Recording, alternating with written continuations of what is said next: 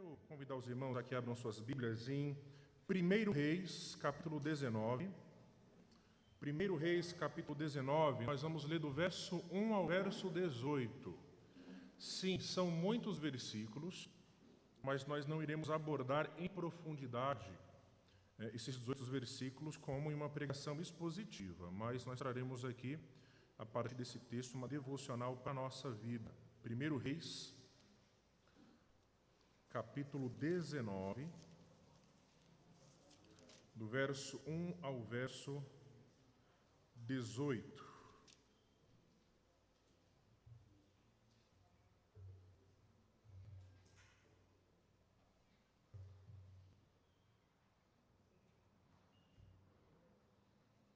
Quem achou, diga amém. Irmãos, mesmo assentados, o texto bíblico diz assim: Ora, Acabe contou a Jezabel tudo o que Elias tinha feito e como havia matado todos aqueles profetas à espada. Por isso Jezabel mandou uma mensagem a Elias para dizer-lhe que os deuses me castiguem com todo rigor, se amanhã nesta hora eu não fizer com a sua vida o que você fez com a deles. Elias teve medo e fugiu para salvar a vida. Em Berseba de Judá, ele deixou seu servo e entrou no deserto, caminhando um dia. Chegou a um pé de giesta, sentou-se debaixo dele e orou, pedindo a morte. Já tive o bastante, Senhor. Tira a minha vida, não sou melhor do que os meus antepassados. Depois se deitou debaixo da árvore e dormiu. De repente um anjo tocou nele e disse: Levante-se e coma. Elias olhou ao redor e ali, junto à sua cabeça, havia um pão assado e sobre brasas quentes e um jarro de água. Ele comeu, bebeu e deitou-se de novo. O anjo do Senhor voltou. Tocou nele e disse: Levante-se e coma, pois a sua viagem será muito longa. Então ele se levantou, comeu e bebeu. Fortalecido com aquela comida, viajou 40 dias e 40 noites até chegar a Horebe, o monte de Deus. Ali entrou numa caverna e passou a noite. E a palavra do Senhor veio a ele: O que você está fazendo aqui, Elias? Ele respondeu: Tenho sido muito zeloso pelo Senhor, o Deus dos exércitos. Os israelitas rejeitaram a tua aliança, quebraram os teus altares e mataram os teus profetas à espada. Sou o único que sobrou, e agora também estão procurando matar-me. O Senhor lhe disse: Saia e fique no monte, na presença do Senhor, pois o Senhor vai passar. Então veio um vento fortíssimo que separou os montes, esmigalhou as rochas diante do Senhor. Mas o Senhor não estava no vento. Depois do vento houve um terremoto, mas o Senhor não estava no terremoto. Depois do terremoto houve um fogo, mas o Senhor não estava nele. E depois do fogo houve um murmúrio de uma brisa suave. Quando Elias ouviu, puxou a capa para cobrir o rosto, saiu e ficou à entrada da caverna. E uma voz lhe perguntou: O que você está fazendo aqui, Elias? Ele respondeu: Tenho sido muito zeloso pelo Senhor, o Deus dos exércitos. Os israelitas rejeitaram tua aliança, quebraram os teus altares e mataram os teus profetas à espada. Sou o único que sobrou, e agora também estão procurando matar-me. O Senhor lhe disse: Volte pelo caminho por onde veio, e vá para o deserto de Damasco.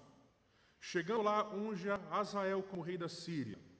Unja também Jeú, filho de Ninsi, como rei de Israel, e unja Eliseu, filho de Safate, de Abel-Meolá, para suceder a você como profeta.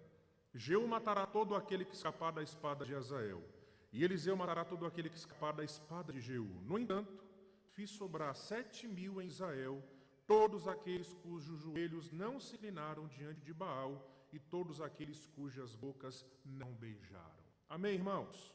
Curve sua fronte, vamos orar. Pai Santo, obrigado, meu Deus, pela tua palavra nessa manhã.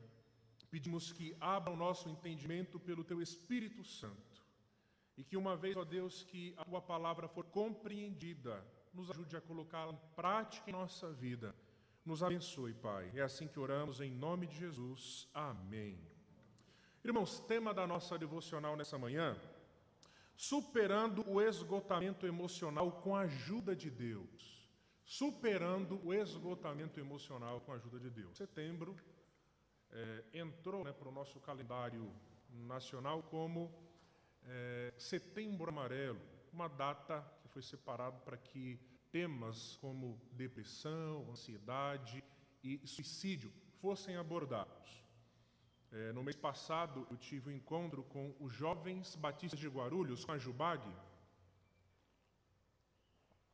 Foi um encontro online. onde eu dei uma palestra sobre espiritualidade e saúde mental e saúde emocional. E na ocasião, conversando um pouquinho com os jovens sobre isso, à luz da palavra de Deus, eu citei essa experiência que Elias teve. Óbvio que foi de maneira um tanto superficial, por conta do nosso tempo reduzido, mas de lá para cá, eu tenho meditado um pouco mais sobre essa experiência de esgotamento emocional que Elias teve. Pergunta: crente tem experiência de esgotamento emocional? Sim. Crente pode ter uma experiência com depressão? Sim. Crente pode sofrer com crises de ansiedade? Sim. Crentes podem sofrer com síndrome do pânico? Sim. Sim. E nós encontramos na Escritura Sagrada base tanto para esse tipo de experiência como recurso para lidar com problemas graves como esse.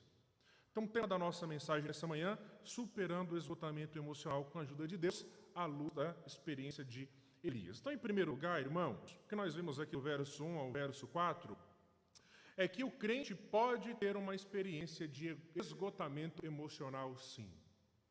O crente pode ter, sim, uma experiência de esgotamento emocional. Veja comigo no verso 1. No verso 1, nós vemos aí o relato de que Elias se envolveu em uma obra que demandou muito esforço físico e emocional. No verso 1, nós encontramos o relato, irmãos, de que Elias havia matado todos os profetas pagãos. Todos os profetas pagãos. E nós vemos esse registro no capítulo 18.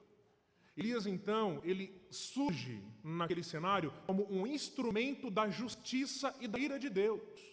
Deus pune aqueles profetas por intermédio de Elias. Elias é o veículo da ira de Deus para matar todos aqueles profetas pagãos. Vemos então Elias, irmãos, no capítulo 18, se envolvendo em uma obra que demandou muito esforço físico e emocional. Não apenas isso, no verso 2, Elias ele foi ameaçado de morte. Elias ele foi ameaçado de morte por Jezabel. Elias então ele teme pela sua própria vida. No verso 3, nós vemos então Elias dominado pelo medo, se organizando para abandonar a sua vocação profética. Veja que interessante, no verso 3 diz assim: Elias teve medo e fugiu para salvar a vida. Em Berseba de Judá, ele deixou o seu servo. Ele deixou o seu servo. O servo de Elias lhe dava auxílio e apoio para o seu ministério profético. Deixar o seu servo, abandonar o seu servo, era um sinônimo de que Elias estava se preparando para abandonar o ministério profético. Então note, irmãos, até esse ponto, nós encontramos aqui um profeta desgastado emocionalmente, com a sua vida em risco, ameaçado de morte, se organizando para abandonar o seu ministério. E no verso 4, nós vemos então Elias se isolando no deserto. Nós vemos Elias desejando a morte e fazendo um juízo superficial, não apenas da sua vida, mas do seu ministério. Olha o que diz o verso 4. E entrou no deserto caminhando um dia. Chegou a um pé de esta, era um arbusto muito comum naquela região da Palestina, podia partir ali de 1,5 metro até 3 metros de altura, promovendo sombra. E o texto diz que ele chegou ao pé de esta, sentou-se debaixo dele e orou, pedindo a morte. Já tive o bastante, Senhor. Uma clara expressão que revela esgotamento emocional. Tira a minha vida, não sou melhor do que os meus antepassados, não sou melhor do que os meus antecessores. Nós vemos aqui em Elias um claro caso de esgotamento emocional. E nós vemos aqui tanto as causas quanto os sintomas. E a causa desse esgotamento emocional nós encontramos lá no capítulo 18. Elias demandou muito esforço físico e emocional para fazer o que Deus esperava dele. A responsabilidade do profeta era ímpar. Nós vamos ver aqui, um pouco mais adiante, o peso que estava sobre os ombros de Elias. Elias acreditava que de todos os profetas piedosos de Israel, ele era o único que havia sobrado. Elias acreditava que de todos os profetas que Deus havia levantado, todos estavam mortos e apenas Elias estava vivo. Isso pesa sobre os ombros do profeta. Nós temos a responsabilidade de achar que era o único profeta. Nós temos aqui muito esforço físico e emocional envolvido em ser um instrumento da ira de Deus para matar 850 profetas pagãos. 850 profetas pagãos. Nós temos aqui a ameaça de morte por parte de uma mulher pagã, uma mulher violenta, uma mulher maldosa. Nós encontramos aqui então esse homem recorrendo ao deserto, sentando embaixo de um arbusto e desejando a morte. Irmãos, o crente ele pode ter experiências de esgotamento emocional. Recentemente tem se falado muito sobre síndrome de burnout. Burnout significa queimar por completo, né? E traz a ideia de esgotamento emocional. E o quadro de Elias, ele se repete na vida de muitos crentes. O crente está trabalhando muito, passando por problemas gravíssimos. O crente está emocionalmente desgastado, enfrentando problemas difíceis de administrar. Problemas atrás de problemas. A solução não é muito clara. Problemas na família, estresse intenso no local de trabalho. Ele não encontra tempo suficiente para descansar. Problemas relacionados à igreja local. Então o crente cansa. Ele para. Ele recorre ao isolamento. E alguns, por conta da tamanha pressão dos problemas, podem chegar a desejar a morte. Quer saber uma coisa? Viver para mim não faz mais sentido. O crente pode passar por uma experiência como essa. Ah, pastor, é falta de fé. Ah, pastor, é porque não confia em Deus. Irmãos, nós estamos falando de Elias.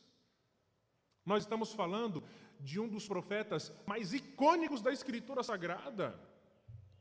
Estamos falando de um homem piedoso, estamos falando de um homem de fé, estamos falando de um homem que foi usado por Deus para realizar prodígios. Alguém poderia, com convicção, dizer Elias era um homem sem fé? Alguém poderia dizer isso? Alguém poderia dizer, Elias precisava confiar mais em Deus. O crente passa por momentos de esgotamento emocional, sim, e o crente tem que estar preparado para isso. E se você passar por uma experiência de esgotamento emocional, olha, não tenho força mais para nada. Eu quero me isolar. E se um dia você chegar ao ponto de desejar a própria morte, Senhor, me leva. Os problemas são muitos, estou cansado. Não pense que você é pior do que todos. Não pense como Elias, que faz um juízo da sua vida e do seu ministério e diz, Senhor, eu não sou melhor que os meus antepassados. Isso é um sintoma de esgotamento emocional. Eu não sou a melhor esposa, eu não sou o melhor marido, eu não sou o melhor líder. Tem pessoas que fazem isso que eu estou fazendo muito melhor que eu. Pai, eu quero sair daqui. Eu quero abandonar. Elias passou por uma experiência como essa. E nós podemos passar por uma experiência como essa, irmãos, se nós vivenciarmos um contexto semelhante a esse de Elias. Em primeiro lugar, o que esse texto deixa bem claro é que o crente pode ter uma experiência de esgotamento emocional. E aqui nós precisamos parar um pouquinho e falar sobre compaixão. Compaixão. Ah, pastor, olha, está daquele jeito porque, enfim, aquilo é frescura. Toma cuidado com isso. Depressão não é frescura. Síndrome do pânico não é frescura. Crises de ansiedade não é frescura. Só quem vivencia uma experiência como essa sabe o quanto aquilo é real para ela. E nós precisamos, então, de compaixão. Nós precisamos de misericórdia. Lembre-se do exemplo de Elias. Nunca diga que uma pessoa está passando por uma experiência como aquela porque ela é fraca.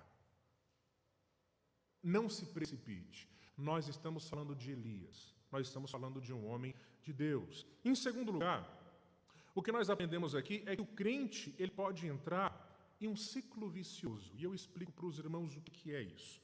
E nós vemos isso do verso 5 ao verso 8. Veja, irmãos, comigo no verso 5 ao verso 6, que Elias ele dorme, ele é acordado e alimentado pelo anjo. Depois que ele come e bebe, Elias ele dorme de novo. Ele dorme novamente.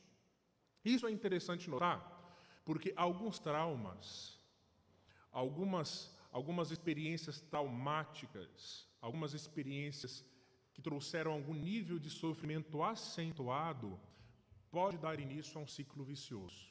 O que é um ciclo vicioso? A pessoa ela perde o ânimo de organizar a sua casa, ela perde o ânimo de cuidar da sua saúde, ela acaba acordando tarde demais, ela dorme tarde demais, e esse ciclo, ele é constante. Ela já não tem mais ânimo para fazer o que ela fazia no passado. Ela teve uma experiência traumática que a fez entrar em um ciclo. Então ela está frequentemente com sono. Onde ela senta, ela quer dormir. Essa louça eu organizo depois. Essas contas, depois eu sento para pagar. Então esse ciclo ele vai se repetindo. E o ponto de partida foi um trauma. No caso de Elias, a ameaça de morte e a responsabilidade de achar que era o único profeta piedoso que havia restado em Israel. Então Elias ele dorme, é alimentado pelo anjo, come, dorme de novo. Isso é interessante notar, irmãos. Ciclo, é um ciclo vicioso. É um ciclo vicioso e alguns crentes passam por uma experiência como essa e não sabem como sair. Pastor, só quero saber dormir. Não me alimento direito, tomo Coca-Cola de manhã. Eu tenho um colega que toma Coca-Cola no café da manhã. É o que ele toma, né? Não dorme bem, não se alimenta bem, não cuida da própria vida, não tem disposição para cuidar da vida dos outros. Sabe? Ele vive uma experiência como essa. Esse ciclo vicioso ele pode levar meses. Pode levar meses. E a pessoa não consegue sair daqueles hábitos que já foram, então, consumados. Elias, então, ele passa por uma experiência como essa. No entanto, irmãos, há uma forma de sair do ciclo vicioso. Deve existir uma interrupção do padrão. Para que o crente saia do ciclo vicioso, então deve existir uma interrupção daquele padrão que se repete dia após dia. E é o que acontece aqui. Se o irmão notar comigo do verso 7 ao verso 8... Pela segunda vez que Elias estava dormindo, o anjo o acorda novamente. E o anjo estimula Elias a sair do deserto. Então, olha que interessante. A intenção de Elias era permanecer no deserto. Ele deixou seu servo em casa, ele procurou uma giesta, se assentou embaixo e orou pedindo a morte. O objetivo de Elias era permanecer no deserto e ali morrer. Alimentado então pelo anjo, estimulado pelo anjo, Elias então incentivado a sair do deserto. Então aqui uma proposta de interrupção do padrão daquele ciclo vicioso. O anjo não apenas desperta Elias para sair do deserto, mas Elias então deveria caminhar aproximadamente 320 quilômetros em direção ao Monte Sinai, também conhecido como Monte Horebe. Isso aqui é interessante, irmãos. Se você já passou por uma experiência como essa, eu estou desanimado, estou chateado, não tenho ânimo para me organizar, não tenho ânimo para cuidar da minha saúde, sair pela manhã, fazer uma caminhada, mudar o meu hábito alimentar, eu não tenho mais disposição para isso. Alguns crentes desistem de ir para a igreja. Não vou nessa manhã. Não vou à noite. Estão desanimados em relação à sua vida. Estão em um ciclo vicioso. A proposta, então, que nós encontramos, pelo menos o princípio que nós extraímos aqui desse texto bíblico, é que o padrão ele deve ser interrompido. O padrão ele deve ser interrompido. Como que o anjo interrompe esse padrão? Elias, você vai andar. Você vai para o deserto. Você vai sair dessa estagnação, você vai sair desse deserto e você vai percorrer um longo caminho até Horebe. Em termos práticos para nós conseguimos interromper esse ciclo vicioso, quebrando o padrão, tomando pequenas atitudes e pequenas decisões no nosso dia. Eu li um livro, na verdade, um autor muito conhecido chamado Jordan Peterson. E ele fala uma coisa interessante, que para que alguém possa trazer ordem para o caos da sua vida, olha que interessante, para trazer ordem ao caos da sua vida, deve começar a tomar algumas decisões pequenas no seu dia a dia. Como, por exemplo, arrumar a cama. Parece piadinha. Mas para quem está vivenciando uma experiência de caos absoluto, quando coloca pequenas coisas em ordem no seu dia a dia, vai tendo pequenos momentos de felicidade, vai tendo pequenas recompensas e reflexos de satisfação. Um exemplo claro disso, eu não sei vocês, mas antes de sair de casa, se eu olho lá e vejo que tem alguma coisa na pia, antes de trabalhar, eu vejo que tem um prato na pia, alguma coisa na pia, e aí eu acordo um pouquinho mais cedo, limpo aquela louça, lavo aquela louça, deixo a minha cama bonitinha. Irmãos, eu já saio para trabalhar com uma sensação de vitória. Né? E se eu vejo que o Davizinho deixou alguma coisa bagunçada em casa, antes de sair, coloquei os brinquedinhos dele no lugar, eu sinto paz. Nós, irmãos, fomos criados para sentir paz com a ordem. Já notou isso? Quando há caos, nós não conseguimos ter tranquilidade. Quando a nossa vida está uma bagunça, nós vivemos sob estresse o tempo todo, porque nós fomos criados para desfrutar de ordem. O nosso Deus é um Deus de ordem.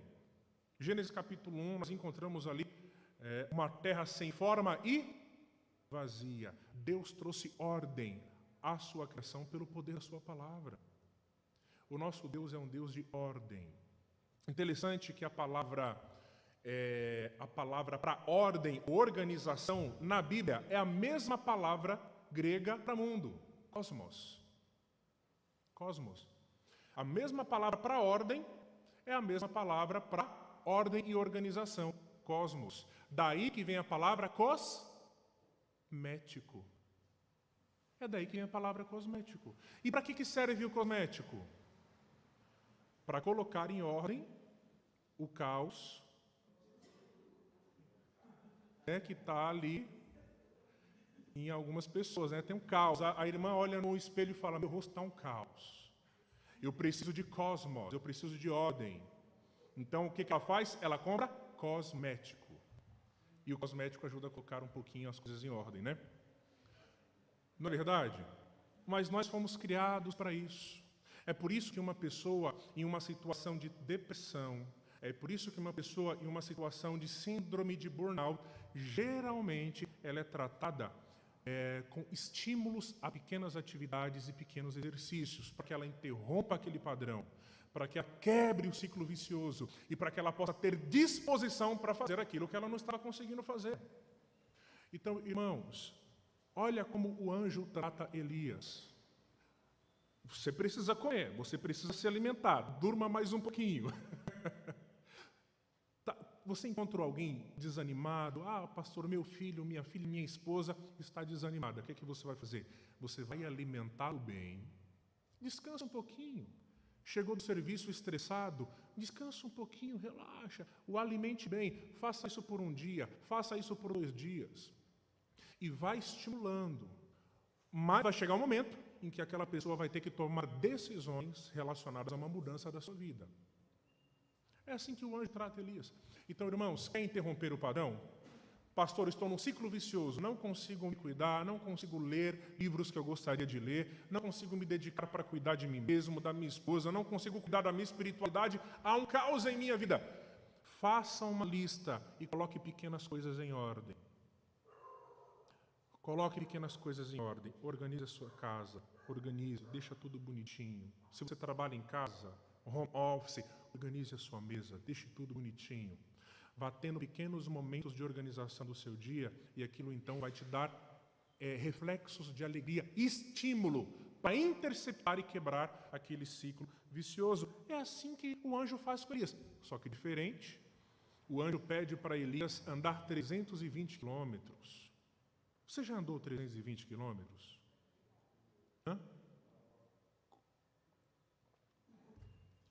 320 quilômetros, então, Elias deveria andar aproximadamente 8 quilômetros por dia. Então, ele percorreria 40 dias e 40 noites andando ali naquele deserto. Ele estava sendo tratado por Deus. Ele estava sendo tratado por Deus. E Deus também nos trata assim. Deus também nos trata assim, né? A tratativa de Deus, ela não é imediata. Nós não saímos de uma experiência de esgotamento emocional, como Elias saiu, de maneira imediata. Há um tratamento, passo por passo. E da mesma forma que Deus ajudou Elias, Deus também nos ajuda. Deus, ele também nos ajuda. É por isso que a gente sempre diz, olha, eu creio que para todos os problemas de ordem emocional, nós encontramos recurso na Bíblia para tratar. Nós encontramos recurso na Bíblia para tratar. Essa ideia de que o pastor cuida da parte espiritual e o psicólogo, psiquiatra, psicanalista cuida da parte emocional, isso é mentira, isso é balela. Eu creio que o homem de Deus, devidamente preparado e capacitado, ele é capaz de, através da Escritura Sagrada, ajudar alguém que tem síndrome do pânico, ajudar alguém que tem crise de ansiedade, ajudar alguém que tem insônia. A Bíblia, ela dá instruções para ajudar pessoas que têm problema de insônia. Nós encontramos recurso na Bíblia, irmãos, para tratar todo problema de ordem não biológica, de ordem emocional. E nós encontramos Deus tratando Elias assim. A Bíblia, irmãos, ela é suficiente. Por isso que nós queremos a doutrina da suficiência das Escrituras Sagradas. Nós acreditamos nisso. E, indo um pouco agora para o final, nós vemos que o crente ele pode superar o esgotamento emocional com a ajuda de Deus. Agora, do verso 9 ao verso 18. Elias, então, ele caminhou, irmãos, 40 dias e 40 noites. Ele percorreu 320 quilômetros naquele deserto e chegou até o Monte Sinai, chegou até Horebe. Mas Elias ainda dá evidências de cansaço emocional. Veja comigo, por favor, o verso 9. Mesmo depois de toda essa tratativa por parte de Deus, Elias ainda dá evidências de esgotamento emocional. Ele já não mais considera a morte como uma possibilidade. Nós vimos que no início ele desejou a morte. Eu quero morrer, tira a minha vida. Mas agora nós vemos que ele já não mais considera a morte como uma opção, mas ainda dá sinais de esgotamento emocional. Veja o que diz aí no verso 9. Ali entrou numa caverna e passou a noite. E a palavra do Senhor veio a ele, dizendo, o que você está fazendo aqui, Elias? E ele respondeu, tenho sido muito zeloso pelo Deus dos exércitos. Então note, ele começa aqui a ressaltar, diante do questionamento de Deus, a sua dedicação ao serviço a Deus. Por que você está aí? Ah, Senhor, eu tenho te servido há muito tempo e com muita dedicação. Eu tenho dedicado a minha vida ao serviço do Senhor. Eu tenho lhe servido com zelo. Segundo, ele aqui relembra, ou coloca na sua declaração diante do Senhor a infidelidade de Israel. Ele diz aqui, israelitas rejeitaram a tua aliança, quebraram os teus altares e mataram os teus profetas à espada, como quem diz, Senhor, eu tenho me dedicado a te servir, mas esse povo não quer nada com nada. Eu tenho me dedicado ao ofício profético, eu tenho lhe servido com zelo, mas Israel permanece na idolatria. Mataram seus profetas à espada, quebraram a tua aliança. Elias está esgotado, está cansado. Está cansado. E ele ainda finaliza dizendo aqui o seguinte, sou o único que sobrou e agora também estão procurando matar-me. O peso nos ombros de ser o último profeta que tinha permanecido fiel ao Senhor. Pelo menos é o que ele achava. Então nós encontramos aqui ainda sinais de esgotamento, estava entristecido, enfurecido, cansado com a sua vocação. E aí Deus ele trata Elias de uma maneira interessante aqui, Nós encontramos aqui uma teofania. O que é teofania? Teofania é um termo técnico que se refere às manifestações visíveis de Deus no Antigo Testamento. Teofania. Manifestação visível de Deus. Todos sabem que Deus não tem corpo. Amém ou não amém? Deus não tem corpo. O que João diz? Deus é Espírito e importa que aqueles que o adorem em espírito Espírito tem mão? Quando você viu aquele espírito lá, ele tinha pé? Espírito é incorpóreo. Espírito não tem mãos, Espírito não tem pés. Deus é Espírito. Mas, às vezes, Deus ele se manifesta visivelmente no Antigo Testamento. Seja através do fogo, seja através do vento, seja através de elementos que são inanimados, mas às vezes Deus ele se manifesta também corporeamente, como através de anjos, uma figura de um anjo, né? Mas aqui nós encontramos pelo menos 3 elementos de teofania de Deus. O texto vai dizer o seguinte, veja comigo aí, um pouco mais adiante. Deus diz assim para Elias, saia e fica no monte, na presença do Senhor, pois o Senhor vai passar. Elias então teria uma experiência com teofania. E aí nós encontramos 3 elementos de teofania, irmãos, do verso 11 até o verso 12. Primeiro elemento da teofania, um vento fortíssimo. Um vento fortíssimo foi passado ali diante de Elias. Mas o texto diz, Deus não estava nele. O terremoto, houve um terremoto ali, logo após aquele vento fortíssimo, mas Deus não estava nele. E posteriormente, houve um fogo. Elias viu um fogo diante de si ali no Monte Sinai, mas o texto diz que Deus não estava nele. E aí no finalzinho, e eu quero chamar a sua atenção para essa inscriçãozinha que aparece aqui, no final do verso 12, e depois do fogo, houve um murmúrio de uma brisa suave. Como que nós interpretamos isso aqui? Como que nós interpretamos? Por que Deus se manifestou dessa forma para Elias? Qual que é o sentido do vento? Qual que é o sentido do terremoto? Qual que é o sentido do fogo? E por que posteriormente uma brisa suave? Por que Deus estava tratando Elias através dessas teofanias? Qual que é o sentido disso aqui? Bom, talvez a melhor pista é nós nos lembrarmos quando que teofanias semelhantes a essas apareceram no Antigo Testamento. Quem lembra aqui da abertura do Mar Vermelho? Vocês se lembram?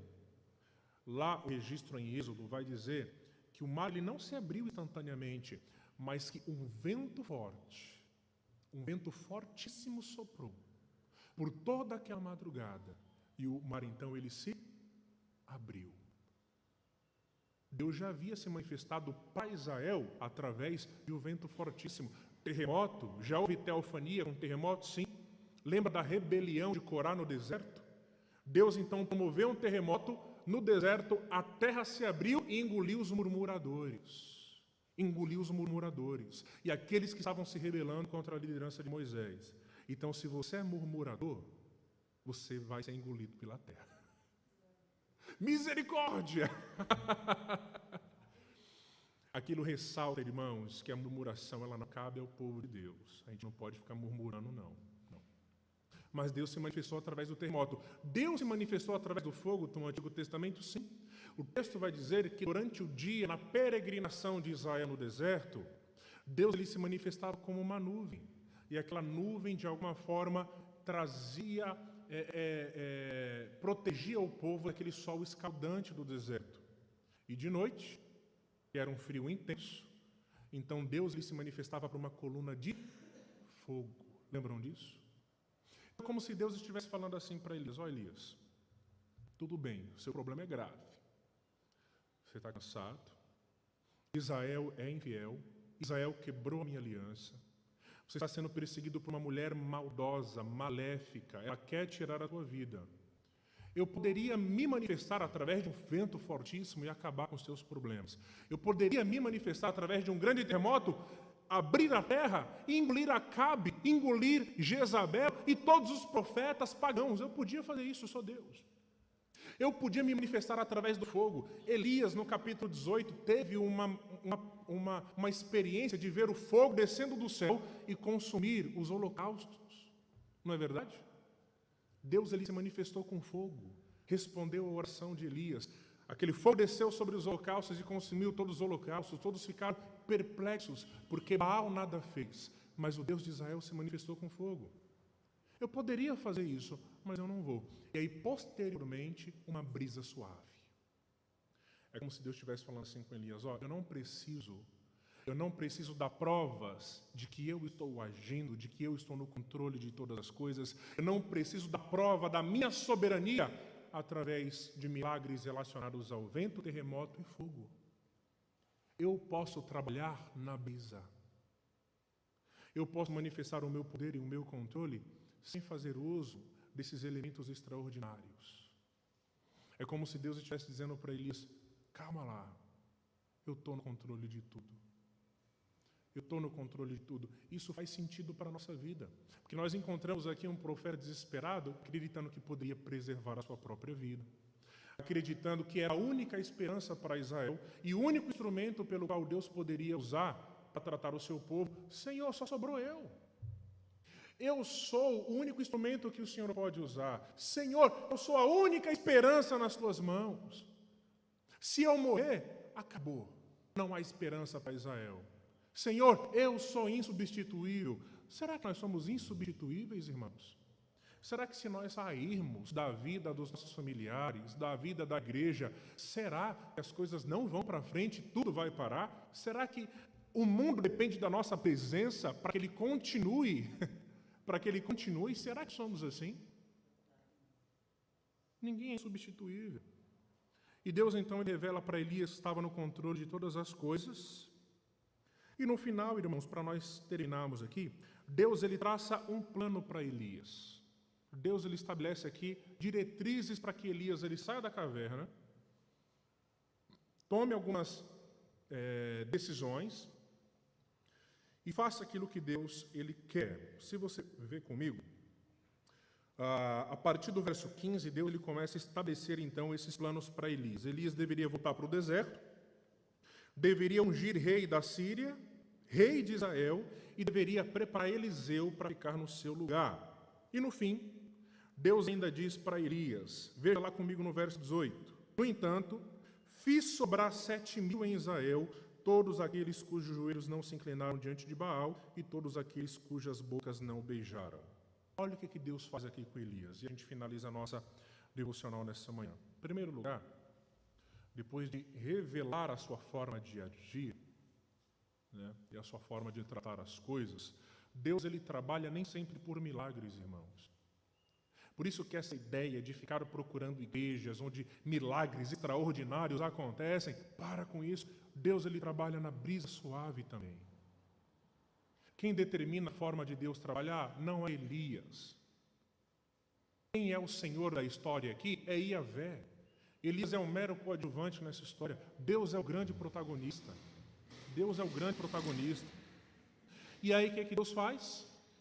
Trata Elias estabelecendo planos para eles. Irmãos, isso aqui é algo também muito prático e funcional para a nossa vida.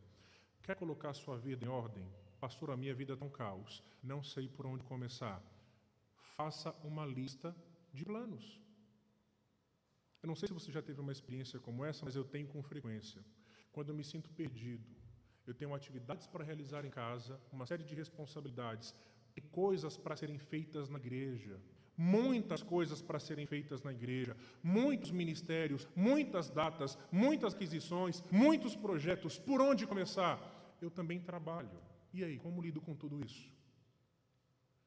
Quando eu começo a colocar as coisas no papel, quando eu começo a listar as minhas prioridades, quando eu começo a listar as minhas atividades por ordem hierárquica, o que significa isso? Eu começo a listar aquelas atividades que precisam de prioridade. Eu preciso fazer aquilo com urgência. Então você lista a atividade. O que você vai fazer hoje? Pode ser uma lista diária, não precisa ser uma lista anual, mas uma lista diária. O que você precisa fazer hoje? Eu preciso acordar pela manhã, entrar em contato com determinada pessoa, eu preciso entrar em contato com o banco, eu preciso ligar para o meu familiar, eu preciso fazer as minhas devocionais, eu preciso ler a Bíblia, eu preciso ter tempo com a minha família, dedicar tempo para minha esposa, dedicar tempo para o meu filho, eu preciso me alimentar bem e ainda ter um tempo de descanso. Quando você coloca aquilo no papel, você visualiza as suas responsabilidades, há uma imediata experiência de paz. É imediato. Se você nunca fez isso, faça isso hoje. Você vai sentir uma imediata experiência de paz, porque Deus nos criou para sermos organizados. Não venha me dizer que você tem tranquilidade e paz, sendo que a sua vida está uma bagunça. Isso é impossível. Ah, pastor, o gato fez cocô em cima da geladeira, o cachorro fez cocô em cima da cama, mas aí eu coloco o cocôzinho um pouco para o lado e me durmo aqui, amanhã eu limpo. Consigo viver pacificamente com a casa desorganizada. Se você me falar que isso é normal para você, você tem alguma patologia, porque isso não é normal, não. Nenhum ser humano convive bem em suas plenas capacidades cognitivas, nenhum ser humano tem saúde mental vivendo no meio da bagunça. Não existe, não tem. Ah, pastor, eu vivo assim, eu sou assim. Não, então não está normal. Você não está em sua plena sanidade, tem alguma coisa errada aí. Deus nos criou para sermos seres organizados. E Deus aqui, irmãos, Ele estabelece uma lista de tarefas para Elias. Elias, primeiro você vai ungir rei da Síria. Primeiro você vai voltar pelo deserto. Você veio para cá caminhando 320 quilômetros. Você vai voltar caminhando mais 320 quilômetros. Você vai caminhar 640 quilômetros no total. Você vai ungir o rei da Síria, você vai ungir rei Israel e você vai ainda ungir Eliseu no seu lugar. Tarefas, atividades. E nós precisamos disso. Ah, pastor, eu não consigo orar e não consigo ler a Bíblia. Sabe por quê? Porque não sabe gerenciar o seu tempo. Ah, pastor, muitas coisas que eu faço no dia, não tenho tempo para a igreja. Não tem tempo para a igreja porque não sabe gerenciar o seu tempo, está uma bagunça. Você não estabelece metas, você não tem plano hierárquico. Sabe, você não consegue dar prioridade para aquilo que merece prioridade. Você vai confiando na sua memória, só que a memória falha. E aí no final do dia você se lembra de coisas que você precisava ter feito, mas você esqueceu. E você não consegue descansar. Porque você, puxa, eu devia ter feito isso, não fiz. Deveria ter agido assim ou não agir. E agora?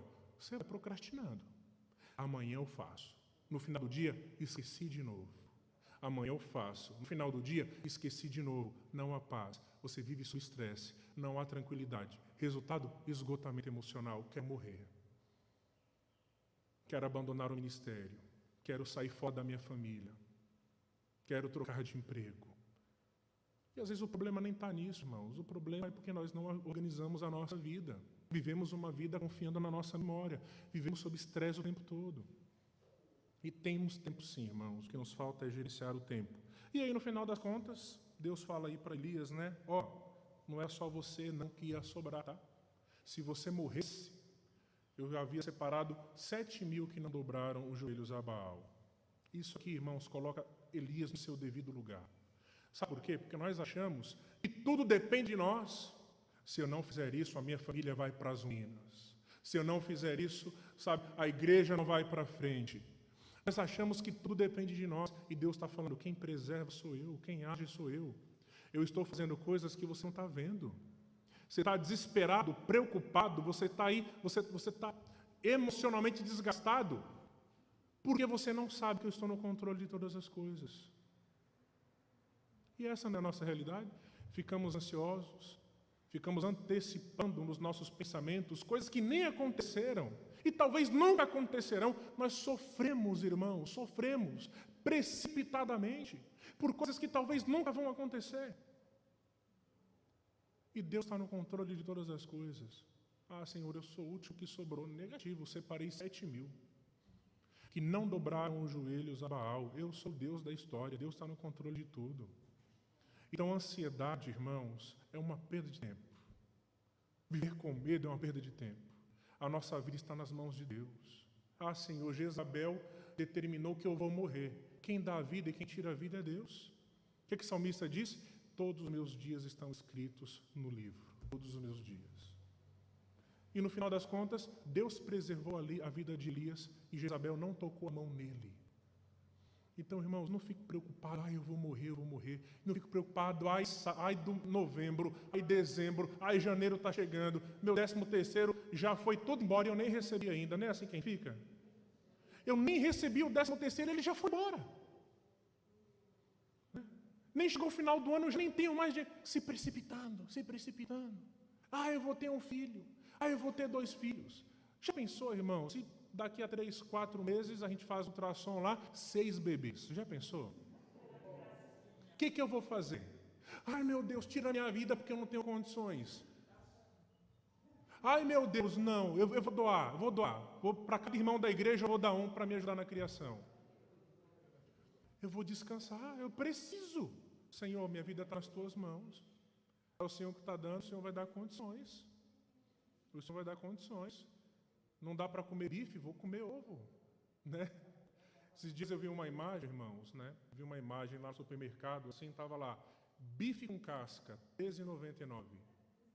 Aí é uma foto de ovos, porque carne está cara, né? Bife com casca. Não sei, Deus lhe dá condições.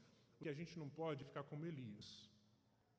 Mas ainda que aconteça, porque nós somos suscetíveis a isso, não é verdade? Estamos trabalhando, estamos ativos, estamos nos dedicando. Pode ser que uma hora o cansaço bata, as nossas emoções se desgastem, irmãos, Deus pode tratar de nós. Então se lembre disso. Dá para quebrar o ciclo vicioso, interrompendo o ciclo vicioso, com pequenas atividades durante o dia, que podem recobrar o seu ânimo e trazer ordem. Faça lista de tarefas. Organize a sua vida, o que você precisa fazer hoje, o que você precisa fazer ao longo da semana. Organize a sua lista de tarefas por hierarquia, aquilo que merece prioridade, aquilo que não merece prioridade. E à medida que você for cumprindo, mas seja realista. Você tem 24 horas no dia, coloca lá uma lista de 1000 coisas para fazer. Não. Seja realista, estabeleça metas alcançáveis. E à medida que você for, então, alcançando essas metas, você vai grifando. E o seu coração vai se enchendo de paz. Você já percebeu? E aqui eu termino. Qual que é o momento mais sagrado para nós, que somos assim, não temos uma condição financeira elevadíssima, invejável, qual que é o momento mais tranquilizador para nós, no nosso mês? Quando nós pagamos as nossas contas. Quando você paga a sua conta, qual que é a sensação que você tem? Alívio. Você pagou aquele boleto, o último boleto que você fez lá, 350 vezes, o último. Você pagou. Uma sensação de paz inunda o seu coração. Porque nós fomos chamados por Deus, irmãos, para viver uma experiência de ordem. Agora, quando você vê que você está no vermelho, você está pagando o mínimo do cartão, já tem 2, 3, 4 meses, e aquela bola de neve, não há paz, não há tranquilidade. Irmãos, isso aplica tudo na nossa vida, isso se aplica inclusive para a nossa espiritualidade. Você está em pecado, está fazendo coisas erradas que não agradam a Deus, você não está em paz. Se você é crente, você não está em paz. Então o que você faz? Pai, me perdoa. Você lista os seus pecados e confessa. Me perdoa pela minha arrogância, me perdoa pelo meu orgulho, me perdoa pela minha prepotência. Eu falei isso para minha esposa, falei isso para o meu marido, fui negligente nesse sentido, deixei de fazer o que eu deveria fazer, eu não estou fazendo as coisas corretas diante do Senhor. Pai, me perdoa por todos esses pecados e me ajuda a viver uma vida que agrada o teu coração. Quero fazer as coisas certas a partir de hoje, Senhor. A paz no coração. Porque Deus nos chamou para uma vida de ordem. Deus nos chamou para uma vida de ordem. Amém, meus irmãos?